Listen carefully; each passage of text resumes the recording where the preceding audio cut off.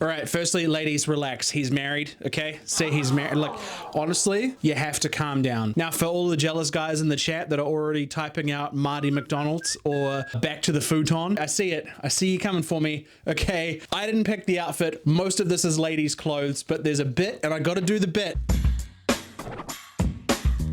Click that subscribe button right now!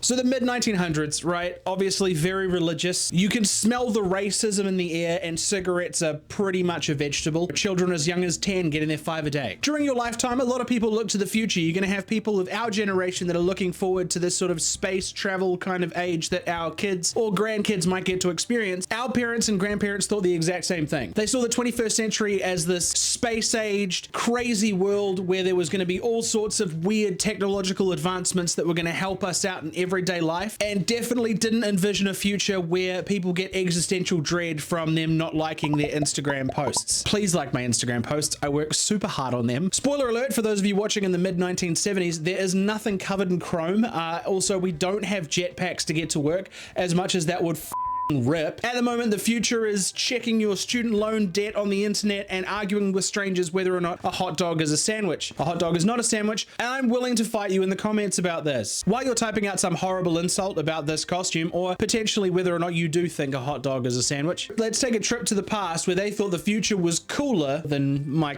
current costume. That's not going to be hard. It's so hot. Right, so I found this book called The Usborne Book of the Future. It was published in 1979 by the Usborne Group. Shock horror. And that is how they thought the year 2000 and beyond was going to be. So according to this book, by the year 2000, we were all going to be living in some sort of like dome, like in the Simpsons movie, like that kind of a dome. These domes were built to protect us from outside weather, pollution, and potential alien attacks. We are only 17 cow farts of methane away from needing these domes, if we're being completely honest. But I hear you ask, how would you get from A to B in these future cities? Instead of Uber drivers who think indicators are optional and have given your boy BB Malloy a many puckered butthole, by now we're supposed to have seen monorails, moving sidewalks. The monorails thing, I feel like the book is just copying Disneyland's World of Tomorrow, but when it comes to the moving sidewalks, I can definitely get behind that. I can imagine cracking out a camping chair and just letting it drive me to work. Like, I'm not against that. What about personal transportation? Everyone thought in the 70s and the 80s, by now, we would have flying cars. Or at least by the year 2000, we would have flying cars. So what do we drive instead? Electric tampon? All you Prius drivers out there, we know who you are. You know who you are. But here's the thing, we can't even handle regular cars. People still manage to crash into parked cars on the ground with zero obstacles in sight. Do you understand how logistically wild the idea of letting people fly in the sky in a car is? Just people in their DeLoreans fucking going for a cruise. You're gonna have idiots just doing barrel rolls over your local McDonald's. Not a to be given. The cops would have no way to cut anybody off. And how are the four-wheel driving burnout merchants that we've all come to know and love, you know, the mullet wearing, vape smoking, monster can drinking types, how are they supposed to get their serotonin if they can't smell burnt rubber on the weekend? You tell Kyle, he's going to be disappointed. The home of the future. Now stay with me, because I feel like a lot of people have a lot of different ideas. It was supposed to be a technological paradise though. Everything was voice controlled. You could change the color of the walls just by saying what you wanted. We would have robots to make us dinner. But what we get instead? Smart fridges. And smart fridges judge you. I'm sure they're going to automate them at some point to just take the piss out of you. Are you opening me again? It's been 5 minutes. Fuck you, fridge. I want grated cheese. But we were promised robot chefs. Like in this book, it says there were robot chefs. What do we get instead? Air fryers. Don't get me wrong. Love a good air fryer. But they're not exactly Rosie the robot from the Jetsons, okay? Did anyone else find Rosie the robot hot? No? Neither. That would have been super weird, right? Apparently everyone from the future, according to this book, was going to be dressed like a background sci-fi character from the 70s. So silver jumpsuits and weird helmets. Like everyone was just going to be rocking around in a helmet. Don't get me wrong. Some people need to be wearing helmets in public. Completely understand that. Fast forward to today. What do we got? Overpriced tracksuit pants, Crocs, with croc charms, or gibbets. Sorry for all of you Neanderthals out there. Gibbets. We were supposed to look like intergalactic diplomats doing space business, and instead we look like everyone from the movie Idiocracy. If you haven't seen the movie Idiocracy, please go and watch it. It is a stark revelation as to how the US is turning out at the moment. And before you give me shit about this fit, okay? Most of it is women's clothes. Most of it I thrifted, okay? None of it fits properly. I will be wearing it once and throwing it away. The book also said we'd be getting all of our meals and in pill form. Like one pill equals a full steak dinner and you'd get to taste it and experience it and you'd feel full like a full steak dinner, which is a great idea on paper. And I'm 100% here for it. If they manage to figure out how that they can give us a steak dinner and a pill, I'm fully there for that. Instead, we order Uber Eats, we wait 40 minutes, it turns up, it's cold. Chances are your driver's got some light fucking fingers because half your fries are missing and someone's taken several sips of your Coke. I know you know what I'm talking about, but also why eat a nutrient pill when you can go on a really, really guilty run to McDonald's at 2 a.m. Get a McFlurry. I'll take one heartburn with a side of diarrhea. Thanks so much. Oh, that'll be $80 plus delivery. Tight. They also thought that we would be living on the moon and growing potatoes on Mars. They thought there would be space commuting, like we would just be able to jump in a bus and off to the moon. The house that I currently live in was built 40 years before this book came out. It's 2025. Okay, there's a lot of people in 2025 who can't even spell HDMI. Elon Musk now wants us to colonize Mars, get a couple of colonies on there by the year 2030. Throwing up Roman salutes, my guy. Not really keen to follow you anywhere, to be completely honest.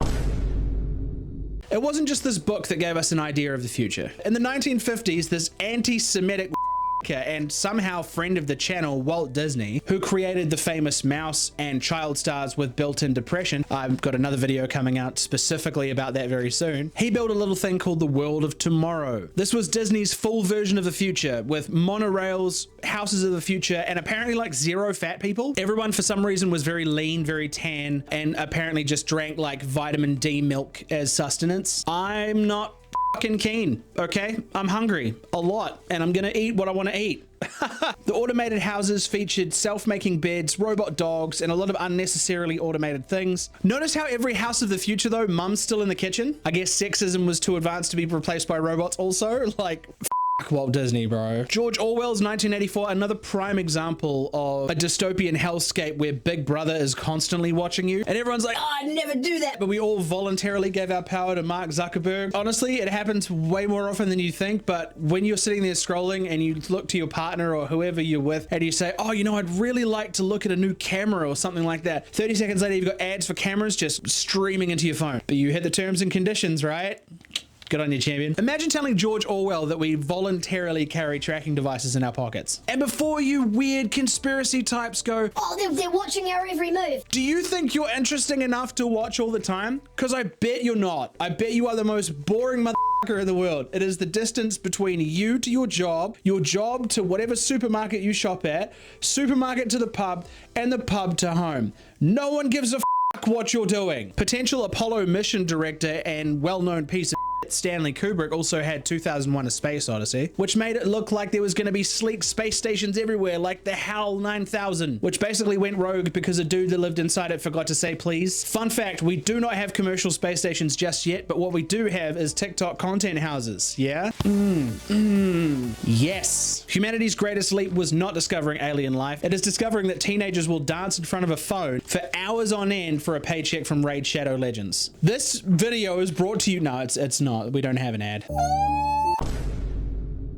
Look, I'd be remiss if I didn't mention Back to the Future. I'm dressed like a very sweaty, overweight Marty McFly, so let's dive into that. Back to the Future 2 came out in 1989 and said, basically, hey, do you want to see what the world looks like in 2015? Spoiler alert, they got like 99% of it wrong, but at least in the movie, Michael J. Fox didn't have Parkinson's yet. So that's a win, right? Oh, that was a bit dark. Okay, but again with the flying cars, right? The DeLorean, ugliest thing in the world, and there's a lot of people from the 80s that are going to be like, you have no idea, the DeLorean was beautiful and it was going to be the picturesque car of the 80s. John DeLorean was a cokehead and a weird dude who designed space age looking cars that ran like absolute.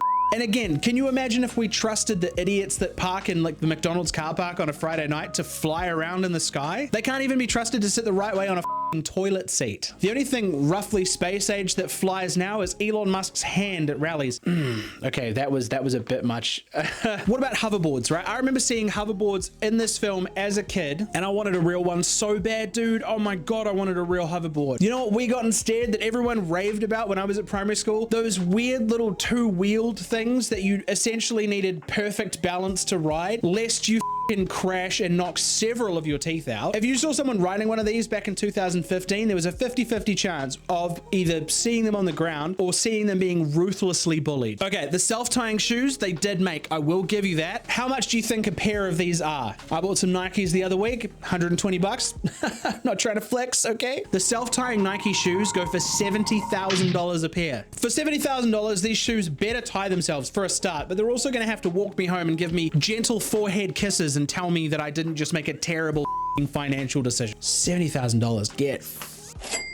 The Jaws movies, not exactly what we asked for, but you know, they stopped it, was it 4 or 5, where the shark follows the lady to the Bahamas to seek revenge. But you know what we got instead? Fast and the Furious.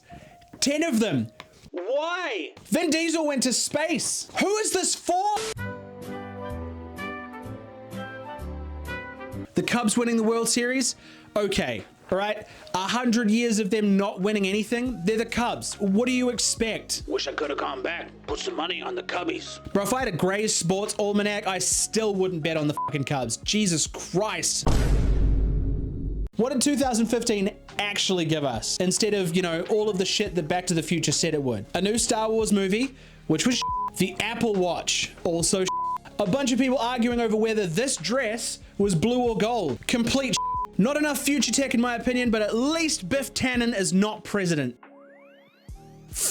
So we don't have flying cars, we don't have space colonies, no meals in pill form, but we did get TikTok, vapes, and plastic in our testicles.